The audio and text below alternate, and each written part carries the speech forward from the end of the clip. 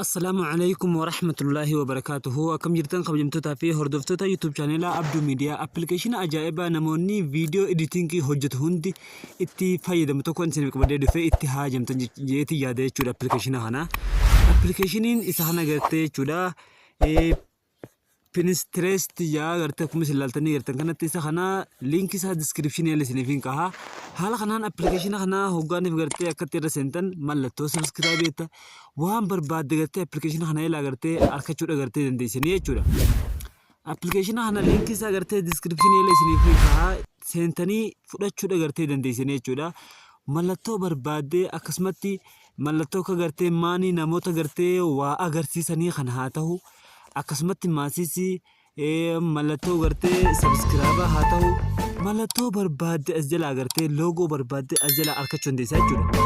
Egaa isa kana jala seentee booda iddoo gartee mallattoo sarchii sanarra haala kanaan akkatti cuqaasuudhaani gubbaa tanarratti waan barbaadde arkachuu dandeessaa.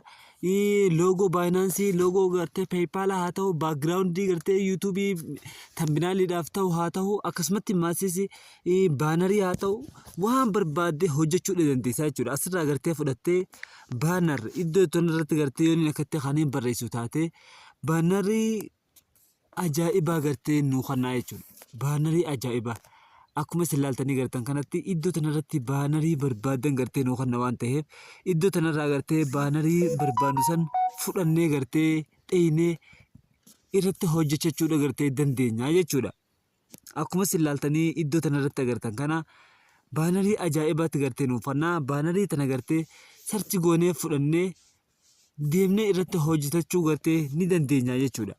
Obboleessa kiyya obboleettii tiyya namoonni viidiyoo tun keessaa gammachiiftu taate sirriitti gartee viidiyoo tana irraa fayyadamte jeetii yaada waan ta'eef isinummaanuu gartee baanarii barbaadan asirraa fudhatanii irratti yuutuuba keessaniif hojjechuu chaaneela barbaadan gartee feesbuukaaf haa ta'u waan barbaadde asirraa argachuudha gartee dandeessaa jechuudha. Akkatiif duba deebi'uudhaan ammaasis mee deebi'ee iddoo sarchi santuqee moni ijee haa gartee sarchi godhu mallattoo gartee moni adda addaa gartee irra kaa'uudhaaf jechuudha. Moni ijee gartee gwaantiyyaa sarchi godhe haala kanaan gartee maallaqa nuti barbaanne asirratti gartee fidee nu garsiisaa jechuudha. Akka kanaan nuti as eegas asirra dhufne booda mallattoo iddoo xiqqishoo xiqqii tana gartee tuquudhaan iddoo xiqqishoo tana tuquudhaan jechuudha.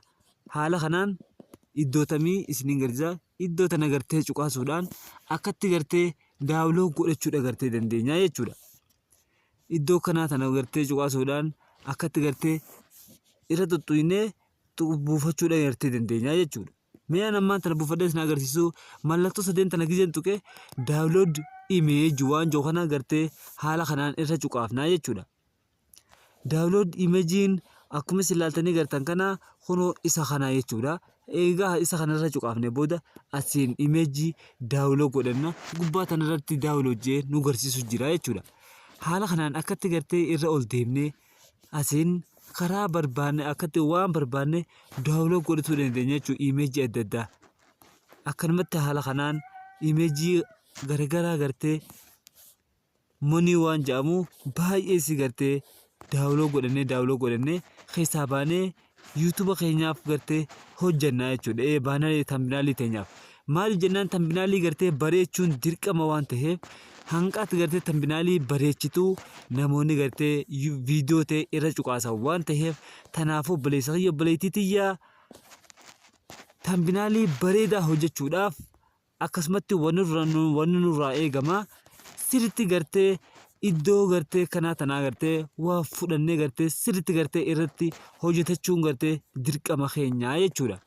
Tanaafuu obboleessa kiyya viidiyoo tana akka jaallattan akka itti gammaddan abdii guddaan qaba waan ta'eefin isiniif hojjedhee dhufee monii ajaa'ibaa gartee keessaa wali sassaabbachuu dandeenya.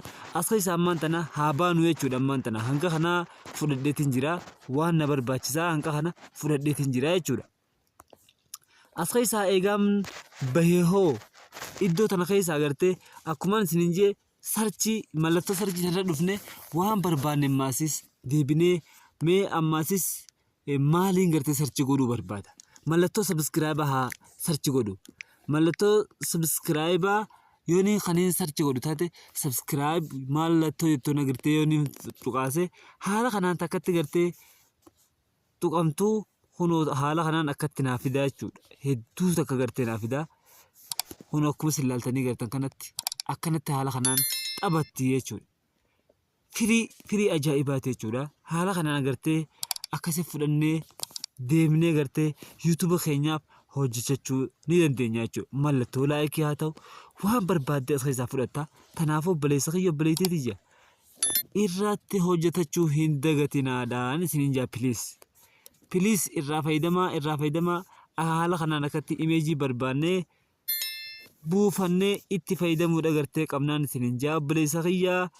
Kanaafuu viidiyoon tun itti gammaddan je'eetii yaada waan ta'eefin isiniif qabadee dhufee itti gammadaa. Akkasumatti namoonni viidiyoo tana daawwatan laayikii tuqxan malee keessaan bahinaan isiniin jaadha. Hiriyoottan keessaniifis sheer godhaadhaan isiniin jaa.